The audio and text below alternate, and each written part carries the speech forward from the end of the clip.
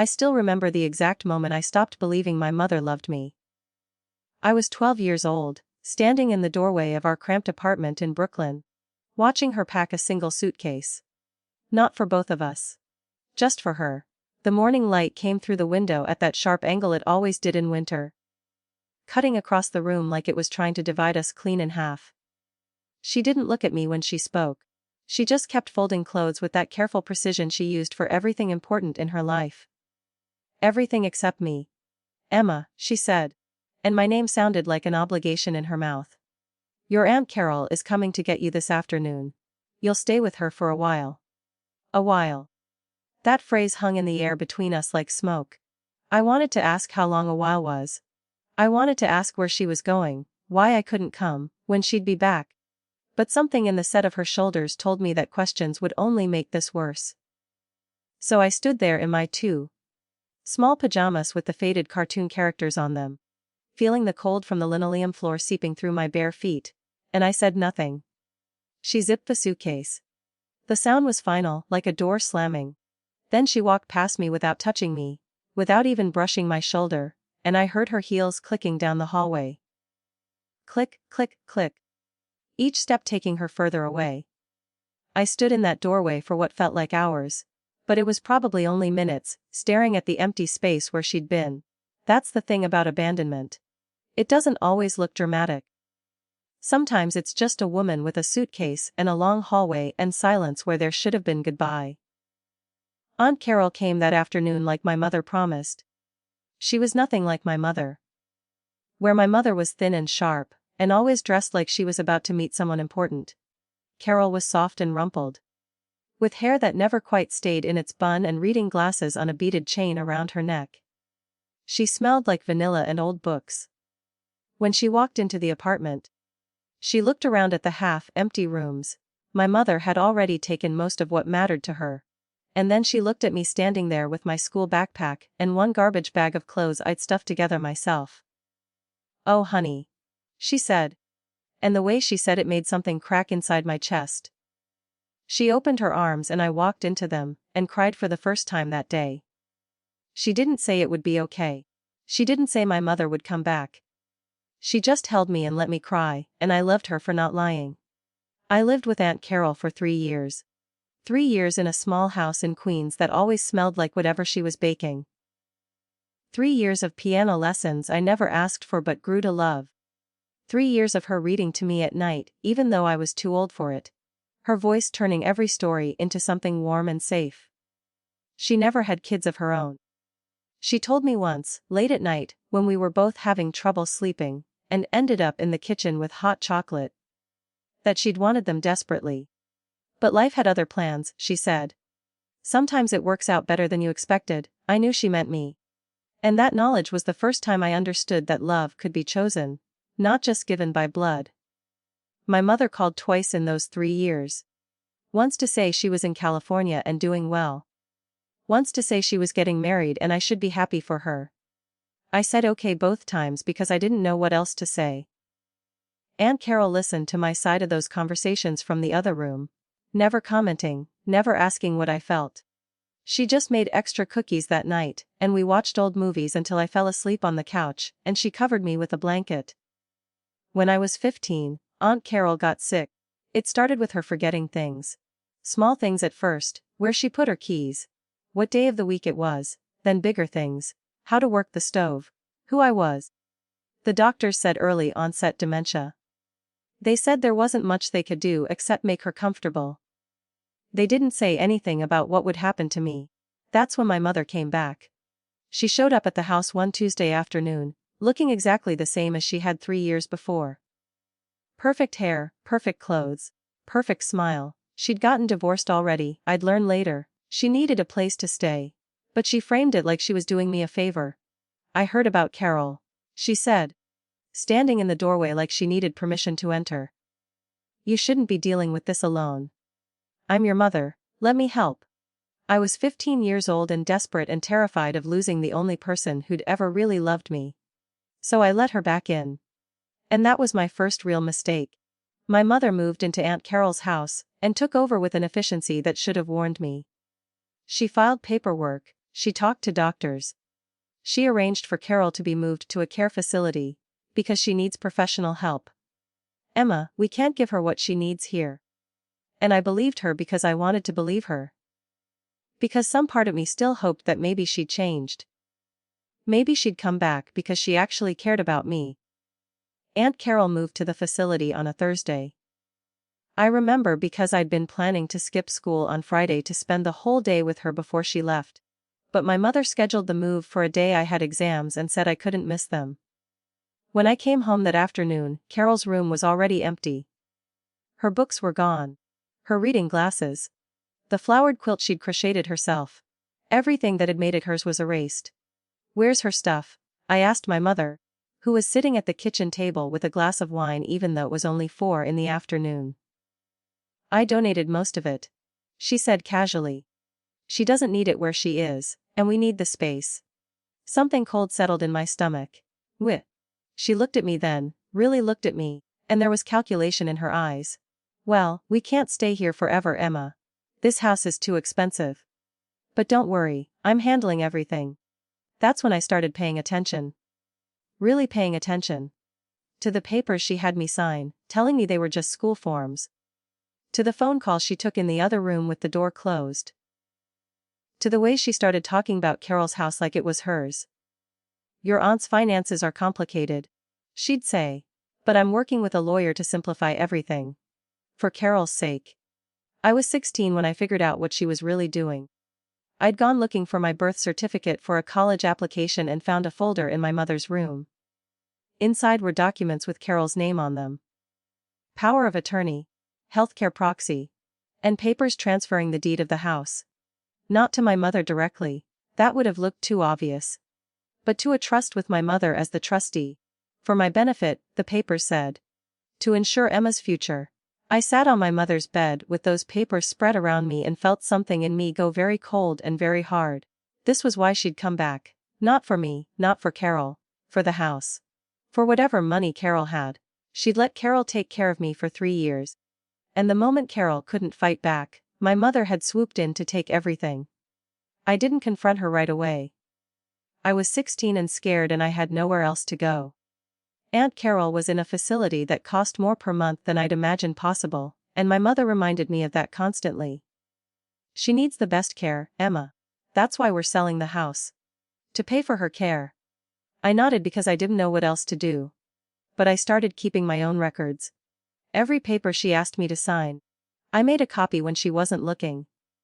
Every conversation about money, I wrote down afterward with dates and times. I didn't know what I was going to do with it all. I just knew I needed proof. Aunt Carol died when I was 17, 3 weeks before my high school graduation. I wasn't allowed to be with her at the end. My mother said she went peacefully in her sleep and I should remember her the way she was, not see her like that. I didn't believe her, but I didn't have a choice. By then, I'd learned that my mother's version of the truth was just whatever story served her best. The house sold 2 months later. My mother said we'd use the money for my college. But I never saw a penny of it. When I asked about it, she got that tight smile she used when she was done pretending to be patient. "Emma, you're so young. You don't understand how expensive everything is. The facility bills, the funeral, the legal fees. There's nothing left." I knew she was lying. I'd seen the sale price. I'd done the math. But I was 17 and about to start college on a scholarship I'd earned myself. And I decided that the best revenge would be getting away from her completely. So I stopped asking, I stopped calling. I packed my things and left for Boston University and I didn't look back. She called me once during my freshman year to say she was moving to Florida with a new boyfriend. She didn't ask how I was doing or if I needed anything. She just wanted to tell me her news and remind me that I should be grateful she'd taken care of everything when Carol got sick. I said okay and hung up and blocked her number. I thought that was the end of it. I thought I was free. But the thing about having a mother like mine is that her presence never really leaves you. It lives in the way you question every relationship, wondering when the other person will leave. It lives in the way you prepare for everything, because you learned young that nobody else is going to catch you when you fall. It lives in the way you struggle to accept love, because the first person who was supposed to love you chose not to. I met Daniel in my junior year at college. He was patient and kind, and he had this way of looking at me like I was the most interesting person in the room. We'd be at some party with music too loud and people too drunk, and he'd lean in close and ask me what I was thinking about. And he'd actually listen. Can the answer? That was new for me. Someone who listened. We dated for 2 years before he proposed. It was nothing fancy. Just the two of us on a beach in Maine at sunset. And he got down on one knee in the sand and asked if I'd marry him. I said yes before he even finished the question. And then I immediately felt terrified. What's wrong? He asked, still kneeling, ring box open, looking up at me with concern. Nothing, I lied. But he knew me too well by then. Emma, he said gently. Talk to me. So I did. I told him about my mother. All of it. The abandonment, the way she'd taken everything from Carol and then disappeared again. I told him I was scared that maybe I was like her. That maybe I didn't know how to love right because I'd never been shown how. That maybe I'd hurt him without meaning to. He stood up and pulled me close and said 4 words that I'll never forget. You're not her, Emma. Simple as that. You're not her. And I believed him because I needed to. We got married the summer after graduation in a small ceremony with just our closest friends. My mother wasn't invited. Daniel's parents asked about her, confused by her absence, and Daniel simply said, Emma's mother isn't in her life. And they dropped it because there were good people who understood that some stories were heavy to unpack at a wedding reception. I thought about Aunt Carol that day. About how she should have been there in the front row, crying and smiling at the same time. About how she'd never get to see that I'd turned out okay despite everything. About how she'd loved me when nobody else did. And how I'd never get to thank her properly for that. After the ceremony, I excused myself and went to the bathroom and cried for 10 minutes straight. When I came out, Daniel was waiting in the hallway. He didn't ask if I was okay. He just held my hand and we stood there together, until I was ready to go back to the party. That's when I knew I'd chosen right. Because Daniel understood that sometimes you don't need solutions. You just need someone to stand with you in the hallway, while you pull yourself back together. We built a good life. Daniel became a high school teacher. I went to law school, partially because I wanted to help people. Partially because I never wanted to feel as powerless as I had at 16, staring at those papers in my mother's room with no idea what to do. We bought a small house in Connecticut. We adopted a dog named Charlie, who was too big and too clumsy and exactly what we needed. I didn't hear from my mother for 8 years. 8 peaceful years where I sometimes went entire weeks without thinking about her. And then one day I got a call from a hospital in Miami. She'd been in a car accident. She was stable but needed surgery, and she'd listed me as her emergency contact. Could I come down? I almost said no. Daniel would have supported me if I had. But something in me couldn't do it. Some stupid, stubborn part of me that still remembered being 12 years old and wanting a mother who stayed. So I got on a plane to Florida and walked into that hospital room, and there she was. Older, thinner, with gray in her hair she hadn't bothered to color. But still her. Still the same eyes that had looked past me in that Brooklyn apartment doorway. Emma, she said when she saw me, and she sounded surprised. Like she hadn't expected me to actually come. You're here. I'm here, I confirmed, staying near the door, keeping distance between us. She struggled to sit up, wincing. I didn't think you'd come. After how we left things. How we left things, like it was mutual, like I'd had any choice in the matter. But I didn't correct her. I just waited. I'm sorry, she said finally, for everything. For leaving you with Carol, for taking the house money, for not being the mother you deserved. I'd imagined this moment for years. The apology I'd never thought I'd get. And now that it was happening, all I felt was tired. Because sorry doesn't give you back the years.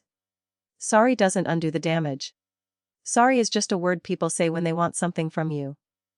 What do you want? I asked quietly. She had the grace to look ashamed. I need someone to make medical decisions if the surgery goes wrong. I don't have anyone else. There it was. The real reason for the apology. She didn't want forgiveness. She wanted a safety net. And the only person left who might catch her was she'd abandoned twice. I could have said no. I should have said no. But I thought about Aunt Carol and how she'd taken me in when she didn't have to. How she'd chosen love over resentment. How she'd shown me that family wasn't just blood. It was commitment. And I thought about the kind of person I wanted to be. Not my mother, never my mother. But maybe someone who could choose kindness even when it wasn't deserved. Okay, I said. I'll stay until after the surgery. And then I'm going home. And after this, we're done. I make sure you're safe, but I won't keep doing this. Do you understand? She nodded, tears sliding down her cheeks. Thank you, the surgery went fine, she recovered, I flew home. And I kept my promise. We were done. She called a few times over the next year, and I didn't answer. She sent a birthday card and I threw it away. Because I'd learned finally that I didn't owe her forgiveness. Just because she'd given birth to me. I'd paid my debt by showing up at that hospital. The rest was hers to carry. I'm 38 now.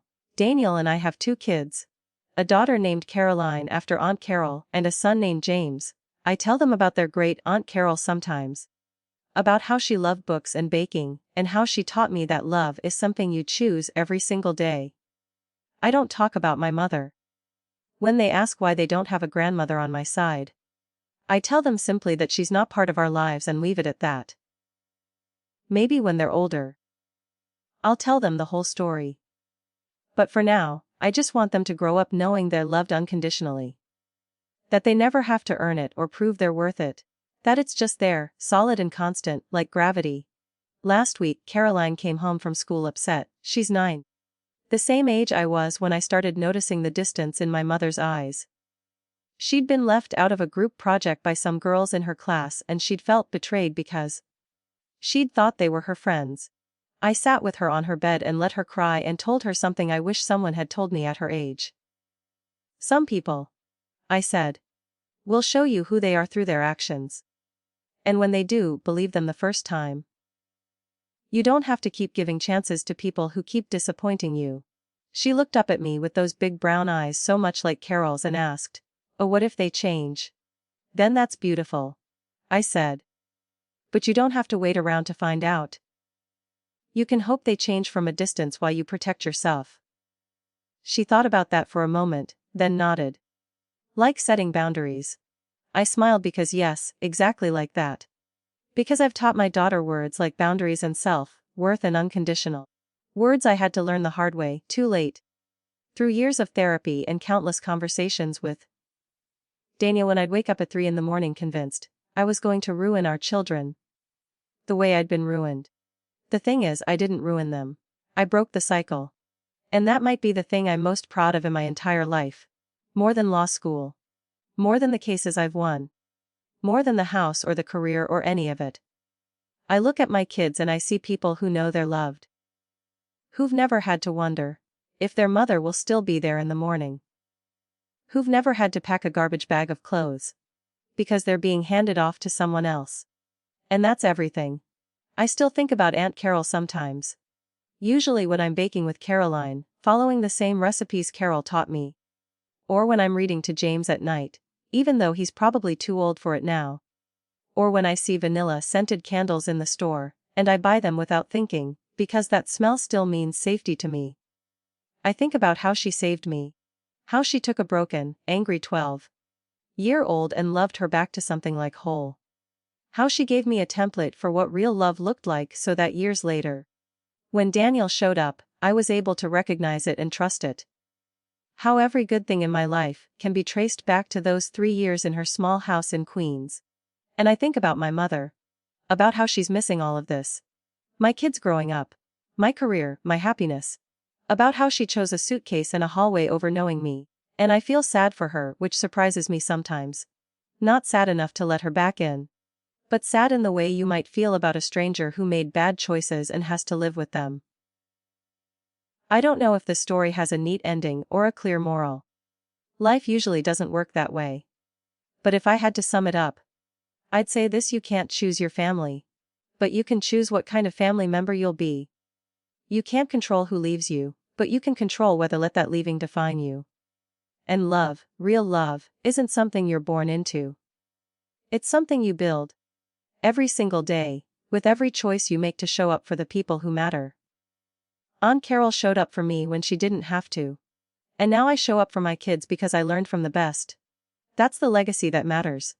Not blood, not obligation, just the simple, radical act of choosing to love someone and meaning it. My daughter asks me sometimes why I don't have a mom like her friends' moms do. And I tell her the truth. Just age appropriate. I say that my mom wasn't ready to be a mom, and that's okay because I had Aunt Carol instead. And Caroline thinks about that and says, "So you got lucky anyway." And she's right. I did get lucky. Just not in the way most people do. I got lucky because someone chose me when they didn't have to. I got lucky because that choice taught me everything I needed to know about what real family looks like.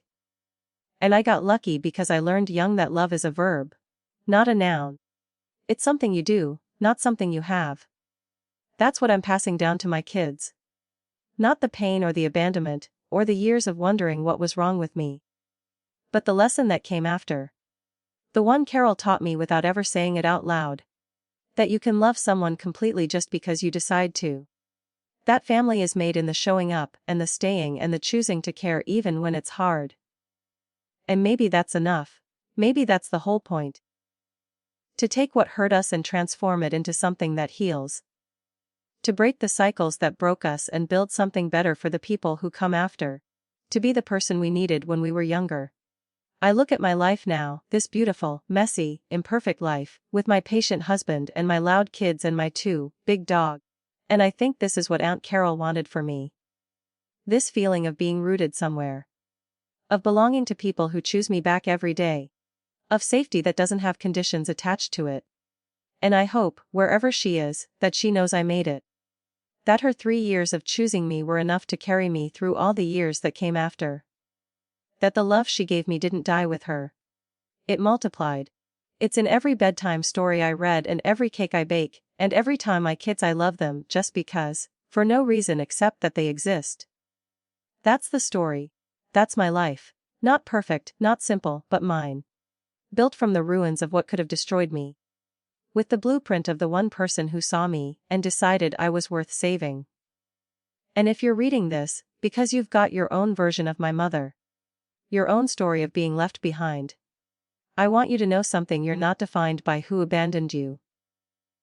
You're defined by what you do with the pieces they left scattered.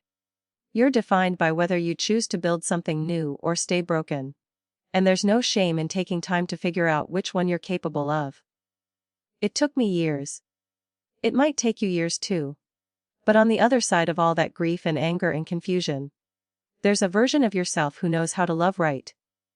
Who knows how to show up. Who breaks the cycle, and that person is worth fighting for. That person is worth becoming. So if nothing else, remember this. The best revenge is not becoming the person who hurt you. It's building a life so full of real love that their absence stops mattering. That's what I did. That's what Aunt Carol's love gave me the courage to do. And that's why I still light a vanilla candle. Every year on the anniversary of the day she took me in. Not the day she died. The day she saved me. Because that's what I choose to remember. Not the ending, but the moment everything changed. The moment someone looked at a scared 12-year-old girl and said, "I've got you." That moment made everything else possible.